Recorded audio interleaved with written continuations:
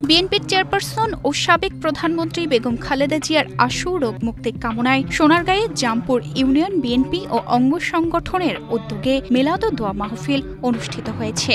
৩রা December বুধবার Jampur union বিএনপির senior সহসভাপতি মোহাম্মদ গিয়াসউদ্দিনের সভাপতিত্বে এবং ইউনিয়ন পরিষদের চেয়ারম্যান পদপ্রার্থী মোহাম্মদ গোলজার হোসেনের সার্বিক সহযোগিতায় এম্পায়ার কোম্পানির বালুর মাঠে এ দোয়া মাহফিল অনুষ্ঠিত হয়। ওদের স্বপ্ন পূরণে পাশে থাকতে পেরে আমরা গর্বিত। এতে কয়েক হাজার মাদ্রাসা শিক্ষার্থী সহ বিএনপির স্থানীয় নেতাকর্মীরা অংশ নেন।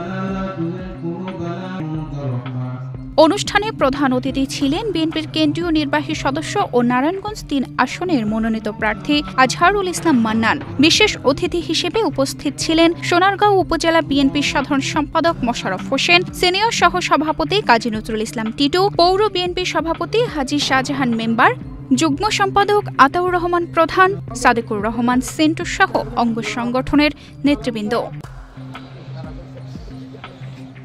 দোয়া মাহফিলে বক্তারা বলেন, দেশনেত্রী খালেদা জিয়া আজীবন গণতন্ত্র ও মানুষের অধিকার প্রতিষ্ঠার সংগ্রাম করে গেছেন। তার সুস্থতার জন্য দেশের মানুষের কাছে দোয়া করছে। এ সময় উপস্থিত সবাই বেগম খালেদা জিয়া দ্রুত রোগ মুক্তি ও সুস্থতা কামনা করেন। পরে সাধারণ মানুষের মাঝে খাবার বিতরণ করা হয়। তানজিদা রহমান, ইনায়া, বাংলাদেশ প্রতিদিন।